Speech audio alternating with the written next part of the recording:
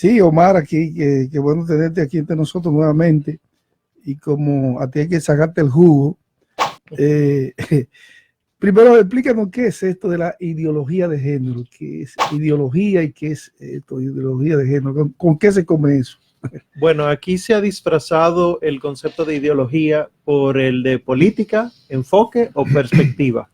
Pero al final, política, enfoque o perspectiva tiene de fondo una ideología. Y por eso es que ustedes escuchan que normalmente nos referimos a ella como ideología de género.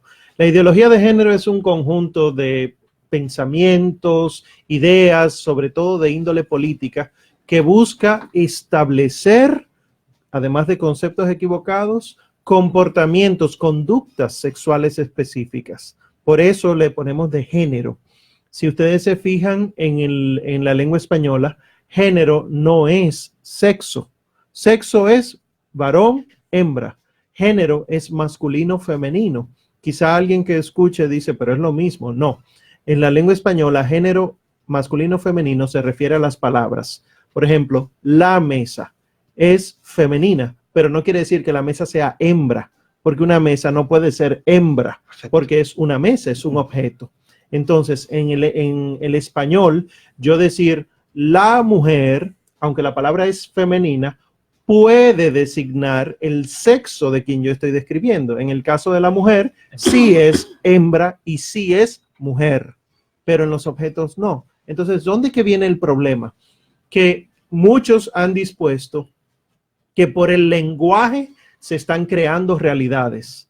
¿Cómo así? Por el hecho de que yo diga, Omar, que yo no me siento varón, ya hay que aceptar la realidad de que no soy varón. Y esto trae consigo muchos problemas porque, si ustedes se fijan, la lengua española también tiene, además del masculino y el femenino, singular y plural, como particularidad que en español, cuando yo hablo de todos, no me refiero solamente a los varones.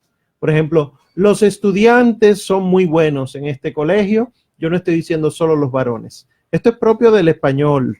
Sin embargo, hay mucha gente que está diciendo es porque el español es un idioma sexista. Es un idioma que ha querido poner al hombre por encima de la mujer. Sin embargo, nosotros vemos otros idiomas, otras culturas y uno diría, bueno, si es el lenguaje, entonces la cultura menos sexista sería la árabe, porque en árabe, cuando yo hablo de plural, se escribe en femenino. Sin embargo, nosotros vemos que en la cultura árabe, sobre todo en el aspecto musulmán de la cultura árabe, hay mucha hegemonía patriarcal, o sea, es el varón el que domina a la mujer. O sea que de hecho, realmente el idioma no debe ser recientemente así. hubo un país que tiene este tipo de pensamiento patriarcal, así como otros llaman, que ahora es que las mujeres pueden salir sin un varón que la cuide, sí, o que la guíe o que la proteja. O sea, exacto, ahora es que las mujeres pueden caminar y andar solas. O sea, es increíble. Pero a mí lo que me llama la atención, volviendo al tema de la ideología de género, es cómo esto que no tiene por dónde agarrarse, porque no ha sido creado por nadie específico, no tiene unos fundamentos específicos, sino que son un conjunto de ideas relativistas, cómo esto se quiere imponer como norma. Omar, yo tengo una pregunta para que tú me puedas ambientar un poquito. Vamos a partir de lo que son las orientaciones sexuales. Okay. Sí. Conocemos que hay 4. Está la heterosexual, que es el varón que tiene su preferencia por una hembra, y la hembra que tiene preferencia por el varón heterosexual. Está la homosexual, que es el hombre que le gusta el hombre o la mujer que le gusta a la mujer. Está la bisexual, que es cualquiera de los dos, que le gustan también los dos.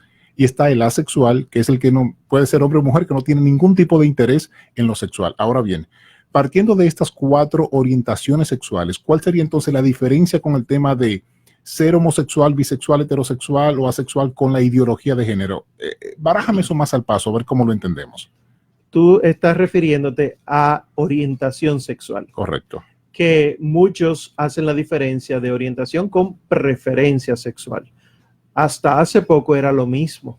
Preferir sexualmente, que yo, varón, prefiera sexualmente a una mujer, según estos ideólogos, depende de mí.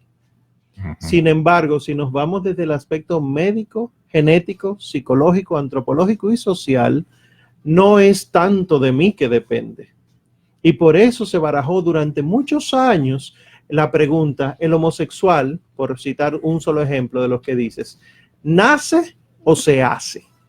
Y al final, científicamente, no hay manera de aseverar de que se nace con una preferencia sexual, una orientación sexual. Entonces, ¿de dónde se agarra la ideología de género para hablar de los homosexuales? Es que la ideología no solamente se basa en la preferencia o la orientación, sino que también se basa en el concepto, en la autodefinición mía de yo como ser sexuado.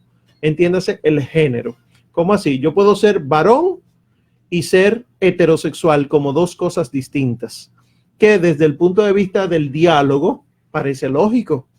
Yo soy varón heterosexual, pero puedo ser varón bisexual, varón asexual, pero la ideología va aún más allá. No es solamente mi autopercepción, ni tampoco mi orientación hacia quien yo tiendo, sino también cómo ustedes deben percibirme a mí. Este tema ha adquirido especial relevancia a raíz de esta resolución de educación y estas cosas. Y Monseñor Víctor Masalle explicaba muy acertadamente, y a mí me gustaría que tú lo retomaras, porque es lo que tal vez tiene más confundido a la sociedad dominicana en específico, que es lo que más nos importa, aunque nos importa el mundo entero, por supuesto, todos somos parte de una misma familia. Y es la diferencia entre política de género e ideología de género, que son dos cosas que pareciera que son diferentes y es lo que nos quieren hacer creer cuando es algo que una cosa complementa a la otra, parece. No solamente que complementa, es que las políticas son cualquier normativa que se establece desde el gobierno o el Estado para regir el Estado. Eso es una política. O sea, ¿cómo va a funcionar el Estado? En este caso, el Estado dominicano. Eso se establece mediante políticas. La política educativa, la política de la mujer, etcétera. Pero para que una política tenga fundamento, tiene que tener una ideología de fondo. ¿Cómo así? No se puede establecer, olvidémonos de género, no se puede establecer una política educativa si no hay una ideología educativa de fondo. En el sentido de que, por ejemplo, el sistema escolar que nosotros conocemos, establecido cuando hubo unas guerras civiles en Bielorrusia, etcétera, es de hace 150 años, es el de la cátedra. Todo el sistema educativo dominicano está fundamentado en que el profesor es el que sabe y el estudiante es el que aprende del profesor. Hay otros estados del mundo en que esa no es la ideología educativa, sino de que todos aprendemos juntos y el profesor ni siquiera es profesor, sino acompañante en el proceso del conocimiento. Por lo tanto, la política educativa de ese estado tiene otra manera de manifestarse. Dinámica. Exactamente. Pues, volviendo al género, para que haya política de género, tiene que haber una ideología de género. Y esto es lo que tenemos que aclarar, porque muchos se quedan en el que, no, es la Iglesia Católica que está confundiendo. Nunca hemos dicho ideología, sino política o perspectiva. Ciertamente, no se ha dicho la palabra, pero se parte del presupuesto de que para haber política tiene que haber ideología. No puede haber ni siquiera diálogo. Para yo poder hablar, yo tengo que tener categorías en mi cabeza y por lo tanto tengo que tener ideas de fondo. Por eso es que es importante el diálogo y por eso es que la Iglesia, junto con las demás denominaciones cristianas, ha querido formar parte de un diálogo que no se quería establecer. Ya metimos presión, ya hay un diálogo, pero ¿qué estamos viendo en el diálogo? Que la presencia de los cristianos querían dejarla como presencia sin voz. Y nosotros tenemos que alzar la voz, y eso es lo que hemos visto, por ejemplo, Monseñor Víctor Masalle, que ha tenido la bandera bien levantada, gracias a Dios, pero igual hay que reconocer la presencia de mucha gente que ni siquiera es creyente, que está en contra de todo este establecimiento que se quiere realizar.